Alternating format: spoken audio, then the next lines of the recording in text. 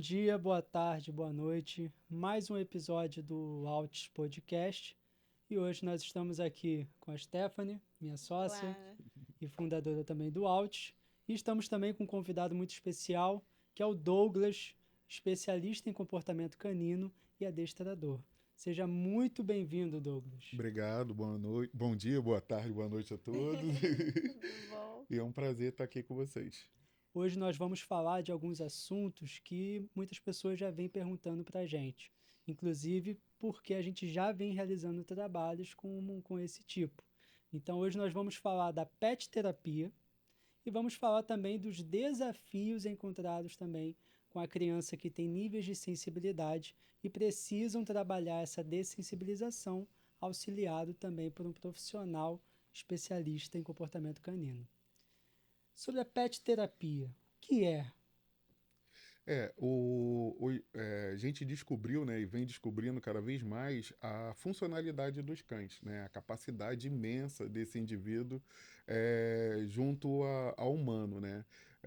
Desde os tempos remotos, o cão já participou em vários trabalhos junto com humanos.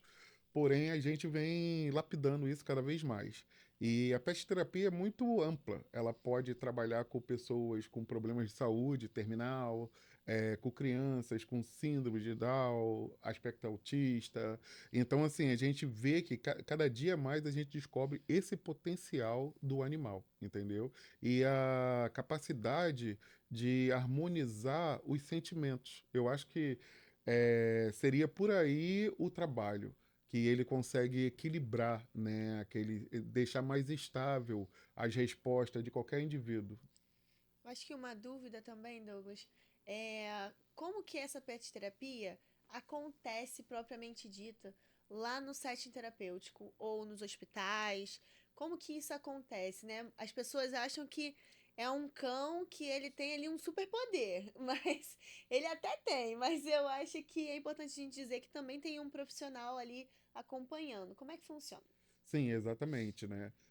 Esse cão ele participa de uma escolha, uma seleção bem rígida, né? Desde o pai e da mãe para ver os exemplares e aí depois disso, né? E isso tem que ser um profissional. Depois disso, escolher dentro da matilha o melhor exemplar para aquele trabalho, né?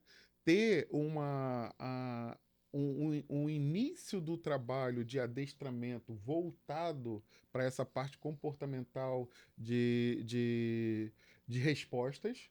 Né? Não pode ser um cão que a criança ou o adulto vai pegar algo dele, ele morde. Ele tem que ter bem assim essa parte inicial bem montada para daí ele começar a entender ter contato com indivíduos com a síndrome ou com o serviço que ele vai prestar, para ele adaptar tudo que ele aprendeu a essa questão. Então, assim, depende muito do cão, depende muito do profissional também para fazer essa harmonização total, entendeu? E como que a gente pode escolher e também dar dicas, né, para todo mundo que está assistindo a gente, do melhor cão ou a melhor raça? Como é que a gente faz esse processo? É, eu. É importante, né? Assim, essa comercialização de cães sempre ter uma escolha do canil, ver se é bem recomendado, né? Por exemplo, tem raças, né? O Golden seria um cão maravilhoso, Labrador também. Geralmente cães menos ativos, mas também já tem terriers como Pitbull que trabalham também nessa questão. O Bully é um cão mais parado, então serviria para trabalho. Eu costumo dizer que eu não classifico muito dentro das raças, eu vejo mais um indivíduo. Então, cada raça vai ter um indivíduo maravilhoso e saber que essa seleção natural, né, cada cão serve para alguma coisa. Um é bom de faro, então não que não sirva para nada, ele não serve para aquele serviço, né, adequado para aquele serviço. Então, um canil com referência, conhecer os pais para ver se são calmos, são tranquilos, são sociáveis. A partir dali, ver a matilha, né? E dentro da matilha, com um profissional, ver o indivíduo mais adequado para aquela questão. E com relação ao adestramento, né? Você falou que o adestramento ele tem um outro foco quando a gente já sabe que esse cão ele vai realmente, né, ser um cão terapeuta. Como é que isso acontece no dia a dia? Como é que isso é feito? Como eu. Exatamente. O ideal seria, futuramente vai existir isso, cães montado, né? Montado para a gente entender com mais facilidade, com conteúdo para trabalhar naquela função. Como se fosse uma criança fazendo a escola, depois faculdade, para se especializar para o trabalho. E a partir daí, depois você trabalha, né? Aqui no Brasil e no normal, a gente vê um cão e a gente tem que adaptar aquele cão a essa questão, que também funciona. Mas assim, o ideal seria um processo tipo de canil, o cão ser trabalhado para aquilo e ter uma adaptação com a família para que ele entenda e que ele desenvolva o que ele aprendeu dentro daquela família, dentro daquela necessidade. Agora, o normal que a gente vê no dia a dia é achar um cão e ter que trabalhar ele para aquela necessidade. Entendi. E a gente consegue pegar esse cão que não passou por esse processo que era o processo correto. Pegar esse cão e ainda assim obter os resultados que a gente iria obter nesse processo, que é o processo fidedigno. Eu costumo dizer que agosto agora faz 30 anos que eu trabalho com cães e eu me emociono porque é surpreendente. O cão é um animal surpreendente. Ele está aí para te surpreender mesmo. Então, assim, é bem possível, dependendo do indivíduo e do profissional, porque o bom adestrador, ele vê as qualidades no cão e trabalha aquilo. Então, eu não posso dizer que ele não serve para o trabalho, né? Eu tenho que ver o dia a dia, a desenvoltura dele. Mas é bom falar que a gente tem que ter cuidado com a agressividade. Então, se o cão tiver reatividade, ele não tem como servir para o trabalho, porque a algum momento pode acontecer aquilo, né? É do cão, tá no instinto dele. Mas se ele for um cão sociável, é um bom caminho, né? Eu falaria, vamos sim, é um cão dócil, vamos trabalhar ele. Agora, se ele, o nome da minha empresa é Reabilita Cão, né? Geralmente eu trabalho reabilitando cães agressivos, que também ele só é agressivo por motivos, né? Então, assim, se ele vem com essa busca de reabilitar, ele já é desclassificado para esse tipo de trabalho. Mas fora isso, qualquer cão é capaz.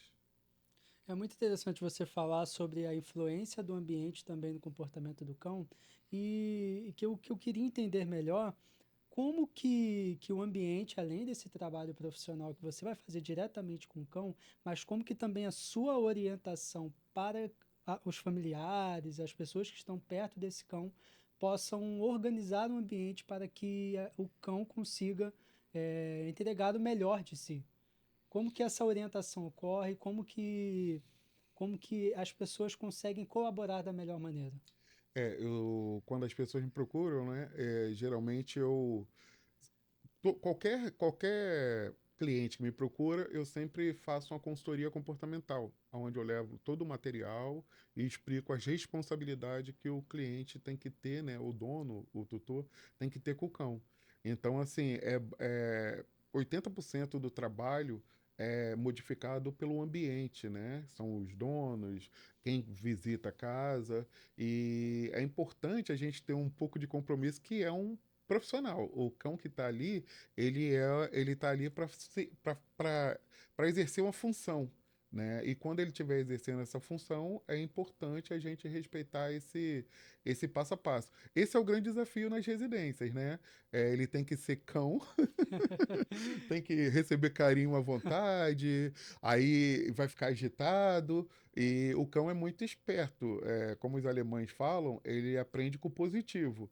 Então, qual é o melhor? Trabalhar ou ganhar carinho? Então, a gente tem que ter muita responsabilidade de ter um cão de trabalho dentro de Tem que casa, de fazer uma fato. escolha, né? Não dá para Ex- ter tudo. Exatamente. E eu sempre falo pro cliente que assim, são segundos. Às vezes o cão fez o que tinha que fazer, você vai lá e dá o carinho. O problema é que a gente é ansioso, a gente já chega em casa querendo dar o carinho. Então não deixa o cão trabalhar, fazer o que ele aprendeu a fazer. Como que a gente pode trabalhar, né? A gente vê bastante no nosso dia a dia a sensibilização, né, muitas vezes, né, auditiva, e aí eu queria muito que vocês falassem um pouquinho justamente sobre esse processo, né? A gente sabe que o Lourenço passou por esse processo, né, de estar com uma sensibilização auditiva com relação ao latido do cachorro. E qual foi a nossa abordagem também para com isso? Então, o Lorenzo, que também é o meu paciente, né? Ele tinha algo que a gente chama de sensibilidade auditiva, mas era discriminada, era somente com um som específico. Esse som era o latido do cachorro, que no caso era a morga. Então, iniciou um processo que na terapia comportamental a gente vai chamar de dessensibilização sistemática. Esse processo a gente vai aproximando o Lorenzo de maneira gradativa ao estímulo aversivo que até então era a Morgan toda, porque o latido era associado a toda a imagem da Morgan. Então esse processo ele foi feito desde a fala, da gente falando para ele sobre a Morgan, posteriormente levando ele onde a Morgan fica restrita e logo depois deixando ele no mesmo ambiente que a Morgan. Concluímos esse passo, ele já não está chorando, ele já não está reclamando. Então a gente começou a colocar a mão, a gente começou a fazer carinho, a gente começou a aumentar o tempo do carinho, e tudo isso a gente chama de um esquema aproximado de um intervalo fixo ou variável. No caso dele, foi um intervalo fixo. A gente, através da terapia comportamental, estabeleceu 1 minuto, a cada 1 minuto ele era reforçado, a gente elogiava ele e também a Morgan era reforçada.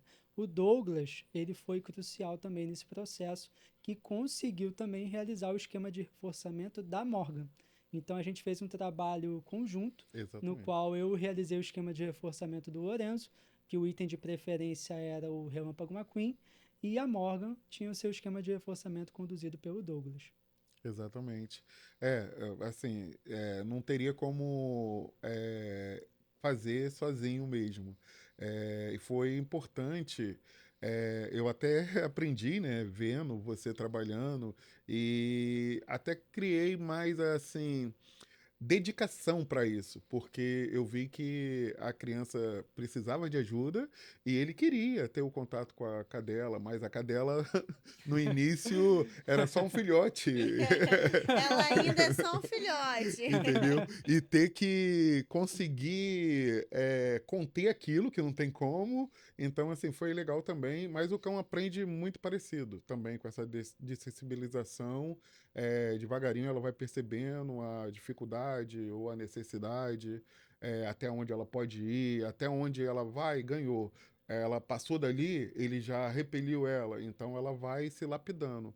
Como eu falei anteriormente, o cão é fantástico. Ele consegue é, ter aquela lacuna de positivo, ele viu que aquilo tá bom para ele, ele vai continuar ali.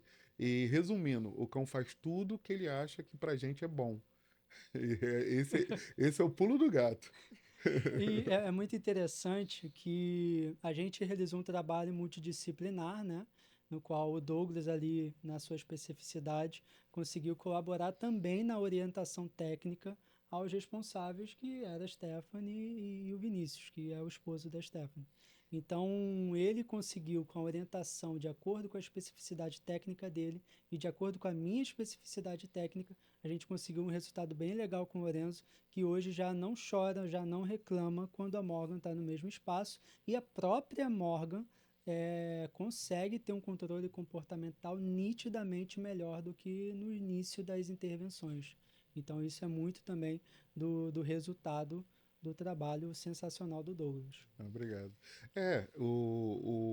Como eu falei, assim, hoje eu penso muito em questão de quando eu vou parar de trabalhar com cachorro, mas eu sou apaixonado, eu tento passar para as pessoas, toda vez que eu vejo um cliente, né, inicialmente, querendo qualquer tipo de trabalho, né, nessa parte comportamental, eu já vejo muita facilidade. É um animal perfeito para isso e eu falo que eu aprendo o tempo todo com o cachorro. Eu aprendo. A Morgan foi uma, porque ela era muito agitada, então eu pensei, eu falei, é um desafio. E vamos ver, vamos ver. E ela vai se adaptando bem, entendeu? Graças a Deus ela está indo no bom caminho. Eu sempre repasso o mérito, né, para o cão.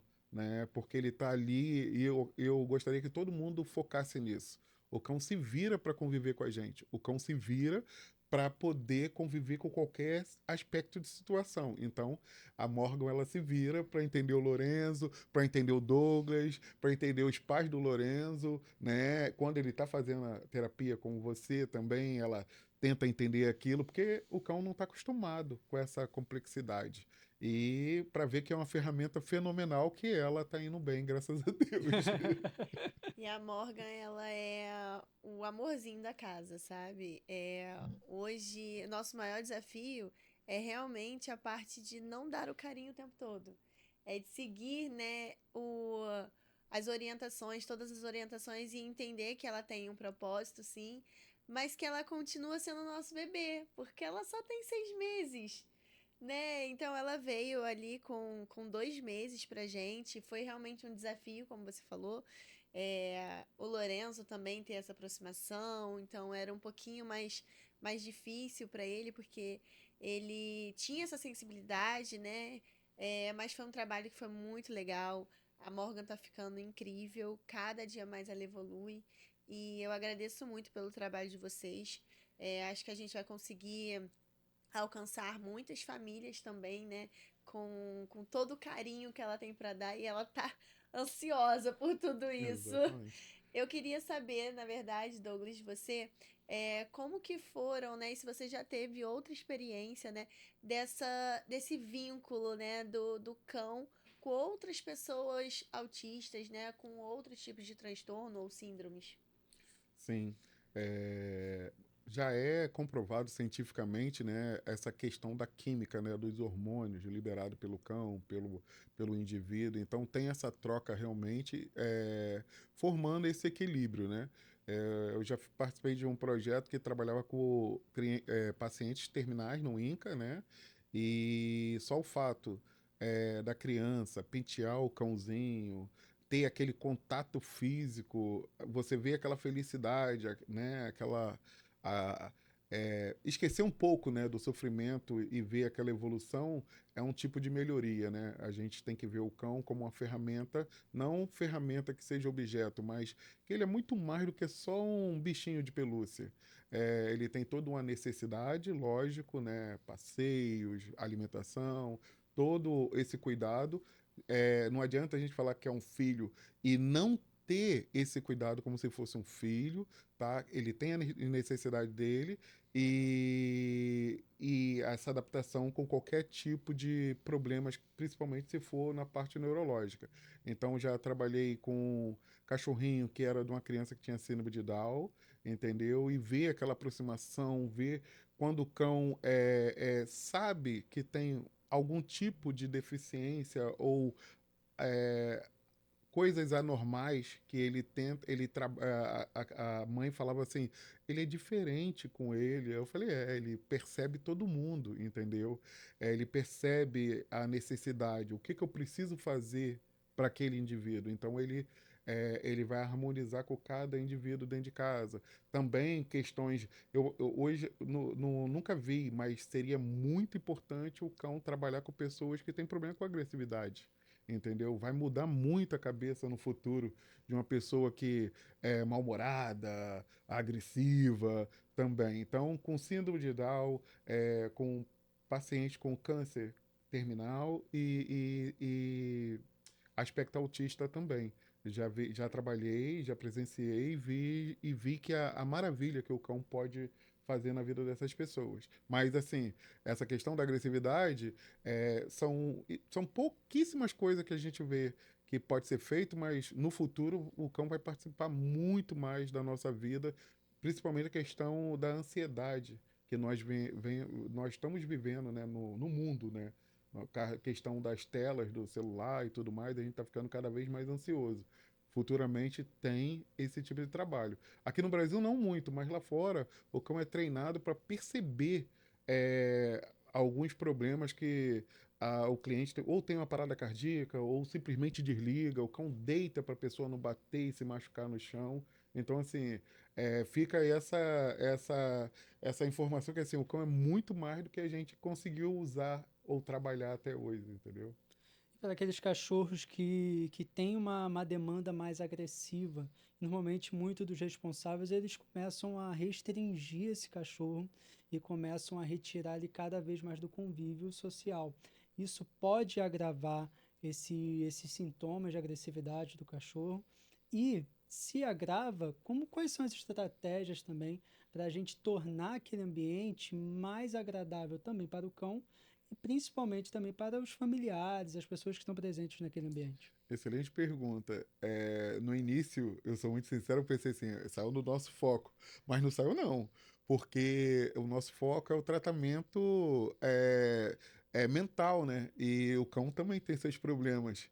E não, você está certíssimo. Se excluir o cão, ele só tende a piorar, né? A sociabilização, tanto socializar ele com pessoas, com o ambiente. Quanto mais adversidade o cão passar, melhor indivíduo ele vai ser. Então, é um erro ainda cometido por algumas raças, né? Principalmente o Pitbull, que alguns donos botam no quintal para tomar conta e ele não tem sociabilização nenhuma. E possivelmente vai tornar qualquer indivíduo agressivo, né? Já foi feito o teste com ratos que confina e os ratos acabam se mutilando entre si. Então, assim, confinamento, essa não sociabilização deixa qualquer indivíduo agressivo. Então é importante ele conviver com crianças, adultos, pessoas, vários tipos de etnia, para que ele aprenda tudo aquilo, entendeu? E eu falo para todo mundo que o tripé é fantástico para o cão, ele conviver dentro da casa, naquela harmonia com o cliente, ter as coisas que são necessárias para ele, como passeio, alimentação, médico, e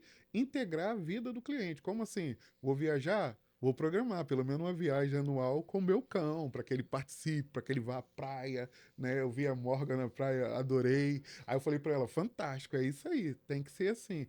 Não podemos esquecer que é um cão que vai ajudar no trabalho, mas é um cão normal como o outro qualquer também.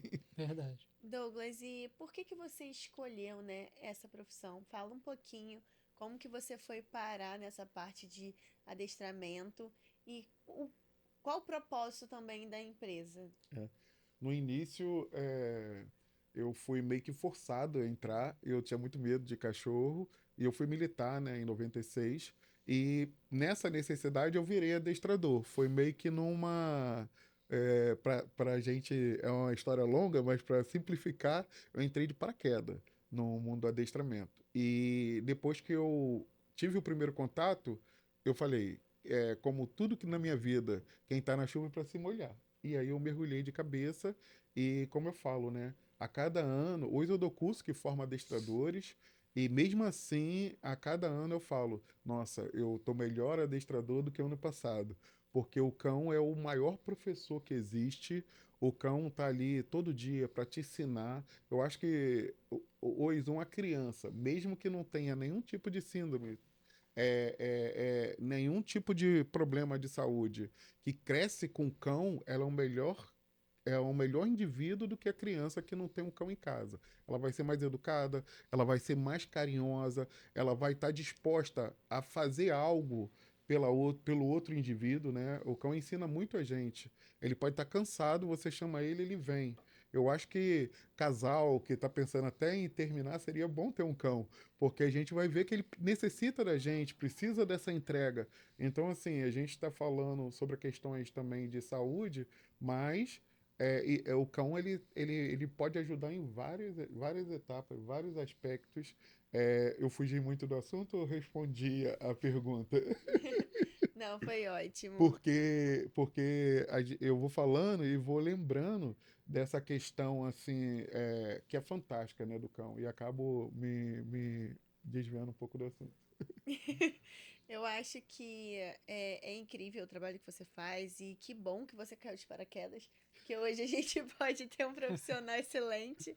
É, e é incrível porque é uma história que você tinha medo de Sim. cachorro e hoje você é apaixonado por ele. Sim, então, aí para finalizar a explicação, eu no início levei algumas mordidas, né?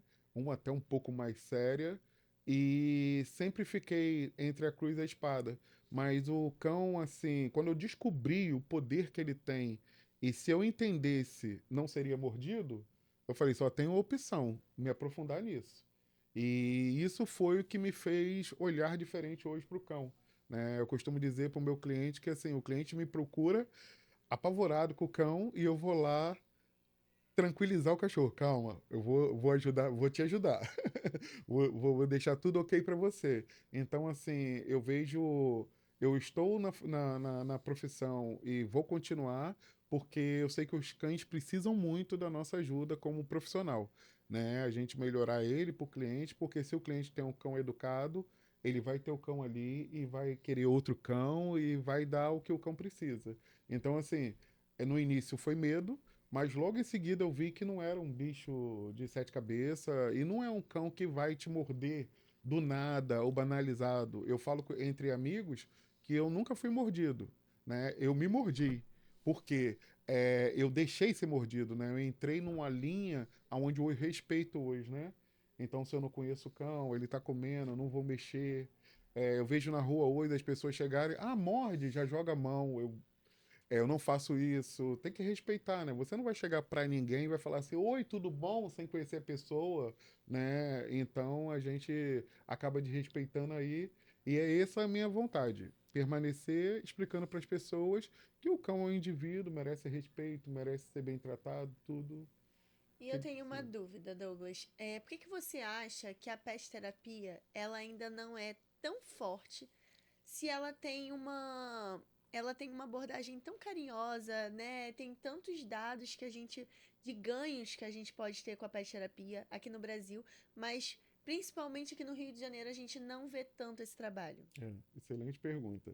É, Então, tem dois fatores importantes, né? Porque é trabalhoso, não é um trabalho para ontem, é um trabalho lento, né? Você observa Sim. isso, é um quebra-cabeça quase interminável. Você vai precisar ficar ajustando. Depois de uns 6 meses, um ano, tem que fazer uma manutenção para que o cão vai perder um pouco. Eu falo que a má educação, né, nossa com o cão, foi o que eu falei anteriormente, é ruim, né? Eu já trabalhei um pastor que nos Estados Unidos eles doam, né? Eles trabalham um cão e doam para o deficiente visual. Uhum. E o cachorro, ele, com 2 anos aqui no Brasil, ele estava não fazendo a função dele mais. Porque a proprietária ia pro metrô, o pessoal faz carinho, aí tem aquela questão, até gente dava comida para ele. E na verdade existe um trabalho montado ali, né? Ele vai levar lá para casa, chegar em casa, ele vai ganhar recompensa. Então, nesse percurso de trabalho não pode haver interferência. Então, o brasileiro ainda não aprendeu a lidar com o cachorro, né? Eu vejo alguns videozinhos, mãe de pet, né? E a pessoa pegando o cachorro na posição vertical, né, que é ruim para a coluna do cão. Então, eu nem sou muito fã de internet com cachorro, por causa disso. Eu vejo muita coisa, falo, meu Deus. E as pessoas não difundem isso, né? Então, assim, é muito difícil no Brasil porque a gente acha que a gente pode tudo e acaba não respeitando realmente a necessidade do cão, o do que ele está fazendo. Eu sou profissional, eu ando com a camisa de adestrador para que as pessoas vejam e falem assim: não vou fazer carinho ali porque ele está adestrando. Mas não é isso que acontece. Então, assim, talvez aí a essa responsabilidade, né, de todo mundo, né, com o cão, né, eu vejo Portugal. Cachorro que é agressivo anda com a fitinha amarela, então você sabe, não se aproxima. No Brasil não tem muito isso, né? Até na calçada as pessoas não sabem como é que andam. Geralmente o cachorro está no lado esquerdo. A pessoa vai para o lado esquerdo. Não, ela tem que permanecer aqui para o cachorro não ter aquele contato desnecessário, né, naquele exato momento, né? Então, talvez seja um bom caminho a mente das pessoas mudarem. E também ver a capacidade do cão, né? Entendi. Que não é só um presente para o filho. Sim. Ele pode ser uma ferramenta maravilhosa, né? E também falando sobre isso, né, sobre esse contato, né, das crianças, do ser humano mesmo com o cão, como que isso desenvolve na pet terapia? Porque a gente está falando muito sobre os benefícios do cão para esses pacientes, né? Mas como que o cão se sente também, já que você trabalha com esse propósito, né, de analisar o comportamento canino, como que ele se sente? Porque uma das minhas dúvidas era que a Morgan não ficasse robótica. Sim. Que eu pudesse, né, continuar brincando com ela, que ela continuasse sendo realmente o baby que ela é em casa. Mas eu ficava com muito medo de estar forçando ela também a algo que ela não gostaria. É. Dois ângulos assim desse assunto. Um é que a gente trabalha com comandos, né? Então, geralmente eu trabalho assim, passear. Quando eu falo passear com o cão, ele se desliga de tudo, ele vai virar aquele cão tipo dinossauro. Vai sair, vai correr, vai ser um cão normal. E aí, a partir dali, você está liberado para fazer o que quiser, beijar, jogar bolinha, vai ser um cão normal. E quando estiver trabalhando, a gente dá um outro tipo de gatilho para que ela entenda que a partir dali, geralmente eu falo, senta, aí ela já olha, fica. Então ela sabe que algo já vai acontecer ali do trabalho. E dali ela vai deitar, relaxar, né? E a criança vai ter o contato mais tranquilo com ela, que é imprescindível isso, né? No início, o cão tá bem receptivo ali para a criança, tá? Então, assim, e outra que eu acho que é fantástico para o cão também, porque o maior problema do cão dentro das residências é o que falam na televisão assim, queimar energia. Eu fico tentando desenhar isso, como eu boto isso em prática com o cão. Mas, na verdade, isso não é importante. O mais importante é você trabalhar a funcionalidade do cão. Né? Não adianta eu pegar um border collie, botar dentro de um apartamento, andar 3, 4 quilômetros com ele e voltar para o apartamento. Isso não está fazendo nada de bom para o cão, entendeu? A questão é a funcionalidade. O que seria a funcionalidade? O Beagle, que é um cão problemático dentro de casa, que ele destrói, ele é um cão de faro. Então ele precisa de estímulos, né, olfativo para que ele desenvolva isso. A Morgan, ela é um Golden, né? Um labrador, do retrieve do labrador. Então, assim, ela é um cão de caça, né? E ela precisa de desafio. Ela vai pegar, às vezes, predadores, ela vai pegar pequenas presas, vai ser mordida. Como nessa vida urbana a gente leva isso para o cão? Então, qualquer desafio que seja, é importante para a parte mental do cão. E essa questão com o Lorenzo foi fenomenal, porque ela tem que se virar nos 30, ela tem que se adaptar, se readaptar o tempo todo para aquela coisa inexata, né? Ele pode querer carinho hoje, amanhã ele não pode, ou ele vai querer carinho o tempo todo, ou ele vai estar mais para baixo e vai querer ela mais tranquila. Então, assim, ela vai estar o tempo todo trabalhando para entender ele. E aí tem essa ocupação de trabalho. E aí essa parte da funcionalidade dela é gasta ali, e isso deixa o cão mais tranquilo na outra função que é ser o pet da família. Douglas, muito obrigada, tá? Eu que Por você agradeço a ter oportunidade. vindo. Eu acho que é muito importante a gente falar sobre esse assunto, né? Não só dessa aproximação para com as crianças, mas também, né, de como o cão se sente nesse processo. Então, acho que muitas pessoas esquecem que ele está ali, né? Então, é importante. A gente está gostando muito de participar desse processo. Está muito feliz com o desenvolvimento da Morgan. E eu acho que está sendo um trabalho incrível com o Lorenzo, né? A gente já tem resultados muito significativos e o Douglas ele foi fundamental e ainda é fundamental durante esse processo. Então, muito obrigado não somente pela sua participação hoje aqui, mas pelo seu trabalho diariamente com a Morgan e com os outros cães, que certamente faz toda a diferença. E eu agradeço também a oportunidade de estar aqui e a oportunidade também de estar vivenciando a Morgan e o Lorenzo evoluir juntos, entendeu? E é um trabalho fenomenal. E é importante a gente ver que é normal, é simples, as coisas vão acontecer no seu devido tempo. Esse é o problema, no seu devido tempo. Tem que ter paciência, né? Exatamente. Esse foi mais um episódio do Altos Podcast e muito obrigado pela participação de vocês. Tchau, tchau. Tchau. Tchau.